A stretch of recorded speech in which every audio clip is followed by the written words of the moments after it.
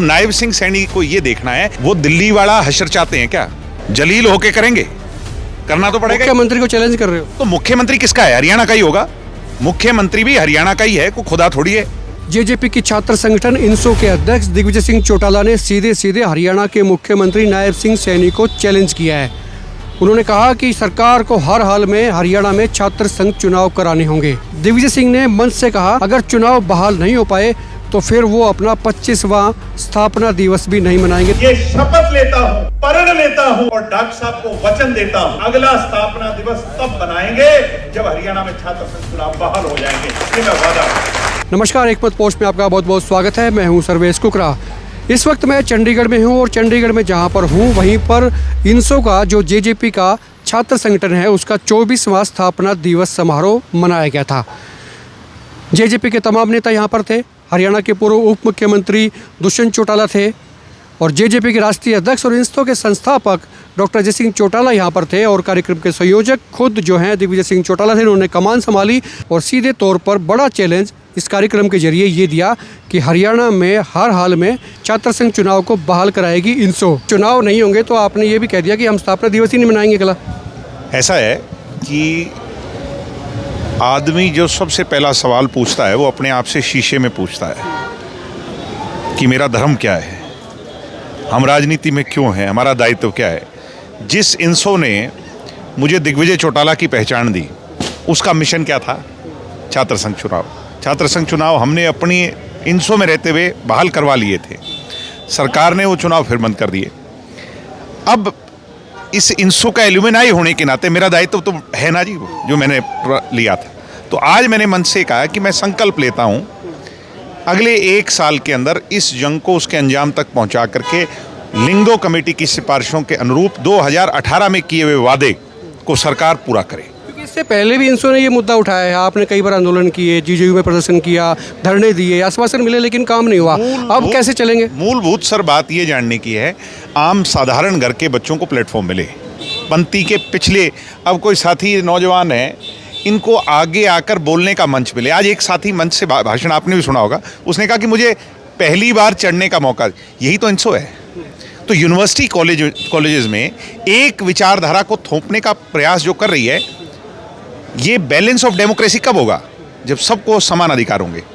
Vote तो बाद में डलने, कौन किसको डालेगा, कौन जीतेगा। मैं बीजेपी के लोगों से कहता हूं, तुम्हारी विचारधारा में दम है तो चुनाव करा लो। इससे चुनाव से क्यों बच रहे हो? अगर आपको लगता है राष्ट्रवाद की, एबीवीपी की, फलां धमका जो भी इनकी सोच है, अगर इसमें इतना मादा है, दम है, तो फिर चुनाव करा लो। 2-2 हाथ चुनाव में हो जाएंगे। क्यों नहीं करा रही बीजेपी चुनाव? तो बीजेपी को बताना है। अब बीजेपी को चुनाव कराने पड़ेंगे। हम इसकी 15 तारीख से शुरुआत करें, कुरुक्षेत्र यूनिवर्सिटी से इसका आंदोलन शुरू करेंगे। और मैंने तो खुद दाखिला ले लिया। ये लोग मेरे पे लांछन लगाते थे, मैंने पोस्ट ग्रेजुएट कोर्स में दाखिला ले लिया। अब मैं भी स्टूडेंट हूँ और मैं कहता हूँ आप लोग भी दाखिला ले लो। इस बीजेपी की नकेल कसनी पड़ेगी, ये यूं नहीं मानेगी।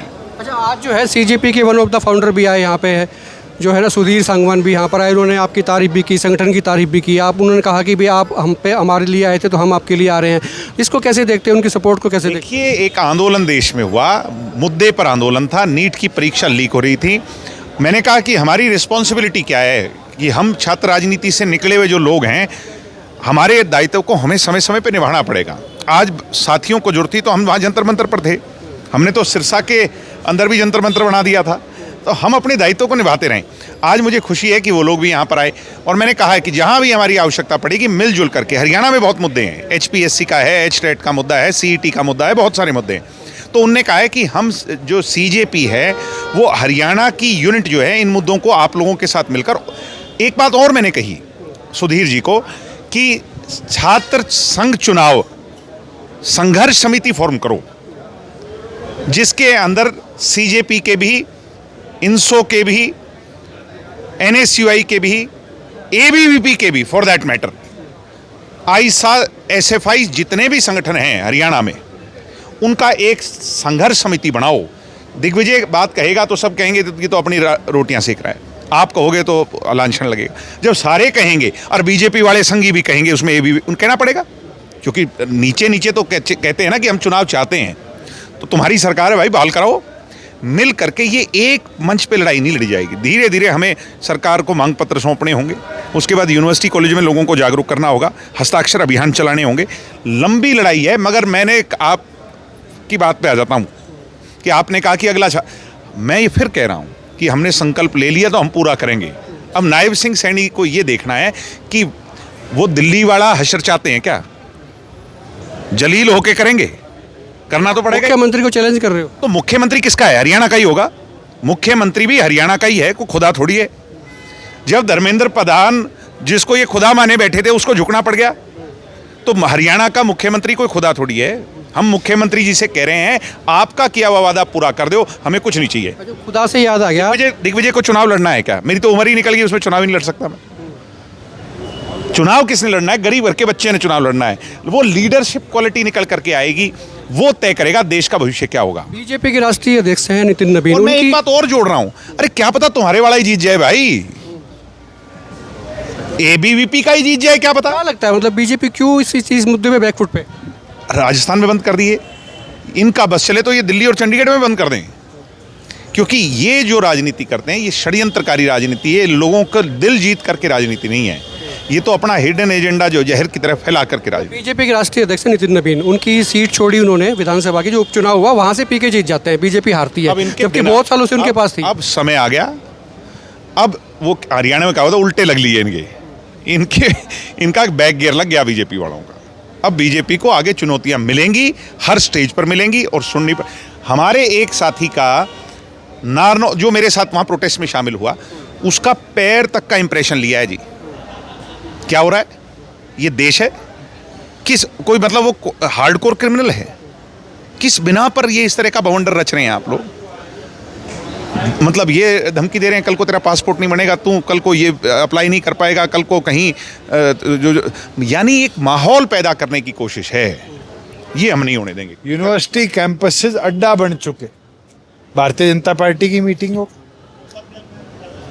अखिल भारतीय विद्यार्थी परिषद की मीटिंगों का, संघ की मीटिंगों का, हिंदू परिषद की मीटिंगों का, भारतीय जनता पार्टी के युवा मोर्चा हो, भारतीय जनता पार्टी का कोई किसान मोर्चा हो, कोई लेबर का मोर्चा हो, कोई प्रोफेसर्स की मीटिंग हो, केवल मात्र यूनिवर्सिटी कैंपस में एक आइडियोलॉजी प्रमोट करी जा रही है। और अगर एक आइडियोलॉजी पर यूनिवर्सिटीज़ को आज ब्रीड करना शुरू कर दिया तो ये देश आने वाले पीढ़ी के लिए एक बहुत बड़ा खतरा छोड़ के जाएगा। इसलिए मैं ये मांग करता हूँ कि अब अपने अपने कैंपसेस में छात्र खड़े हों, या तो अपॉलिटिकल हो या नो पॉलिटिकल हो, इस बात को लेकर आगे बढ़े कि या तो सबको बोलने का अधिकार कैंपस में दिया जाए या किसी को बोलने का अधिकार ना दिया जाए।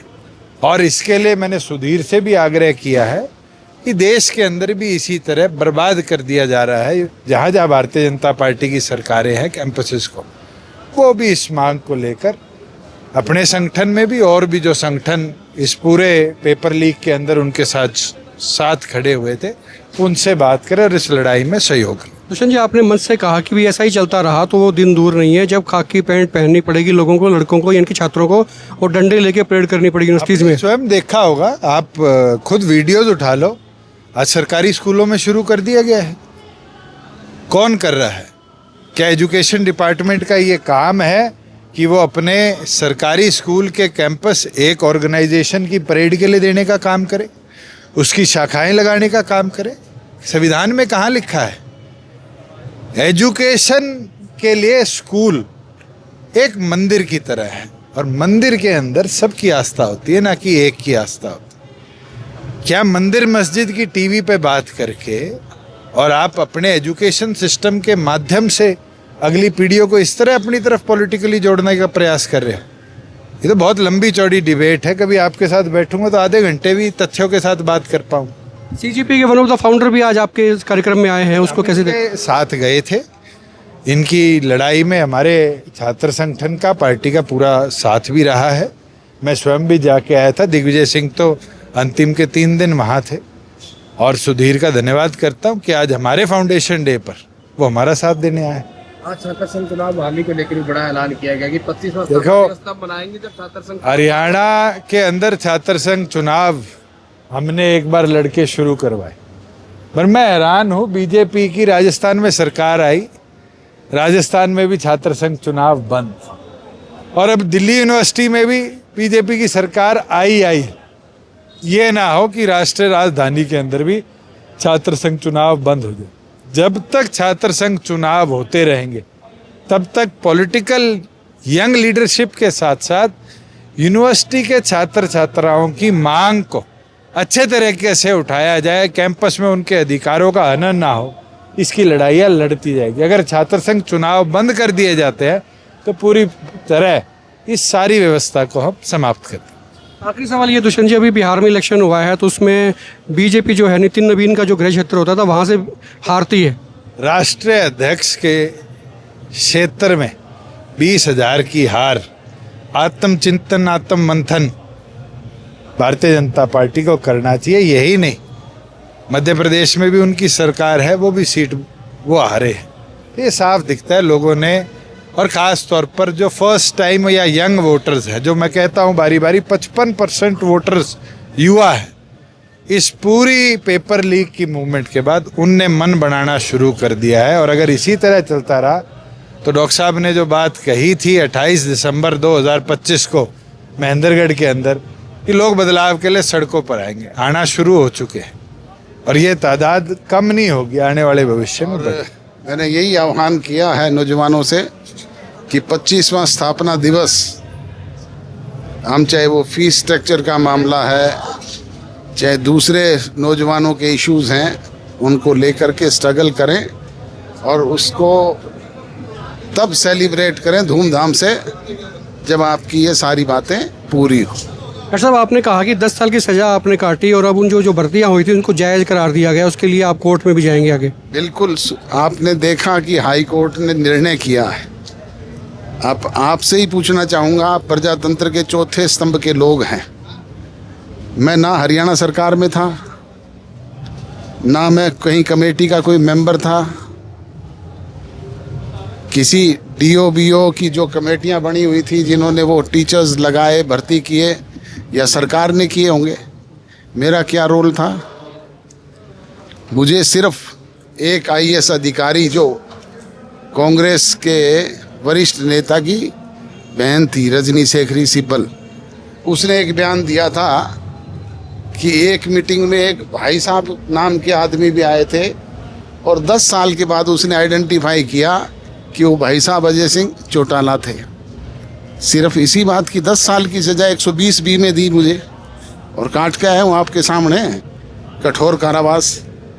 अब उसको मैं सुप्रीम कोर्ट तक लड़ूंगा, और जिन लोगों ने ये कृत्य किया उनको सज़ा दिलवाने का काम करूंगा। ये स्टूडेंट ऑर्गेनाइजेशंस तमाम हमारे साथ जुड़े हुए थे जंतर मंतर पर, जितने भी देश के स्टूडेंट ऑर्गेनाइजेशन हैं, और हमने सबको आह्वान किया था, ABVP को भी, RSS के जितने तमाम संगठन उनको भी, तो इनसों ने वहाँ पे आके अपना लंगर लगाया, डेरा डाला और तमाम साथियों को, छात्रों का सहयोग किया। तो आज ये स्थापना दिवस को विजय दिवस के रूप में मना रहे थे कि जो छात्रों की विजय हुई है इस देश की ऐसी निःशुल्क सरकार के खिलाफ। तो मैं इनको अटेंड करने के लिए आया, सहयोग इन्होंने हमारा दिया, तो छात्रों के सहयोग के लिए कॉकरोच जनता पार्टी हमेशा से बनी है और हमेशा आगे रहेगी। ना इनसे डरेंगे और बढ़िया लड़ाई लड़ेंगे, और हरियाणा के बच्चों की जीत हो, उस रास्ते पे चलें। शुक्रिया बात करने के लिए। दिग्विजय सिंह चौटाला थे, अध्यक्ष है इनसो के। उन्होंने कह दिया कि भाई ये लड़ाई लड़ेंगे, लड़ाई जो है उसको अंजाम तक पहुंचाएंगे। खुल के कमेंट करें, वीडियो को शेयर करें, और छात्र संघ के चुनाव को लेकर आपकी क्या राय, आप भी अपनी राय कमेंट बॉक्स में लिखें। आप देखते रहे एक मत पोस्ट।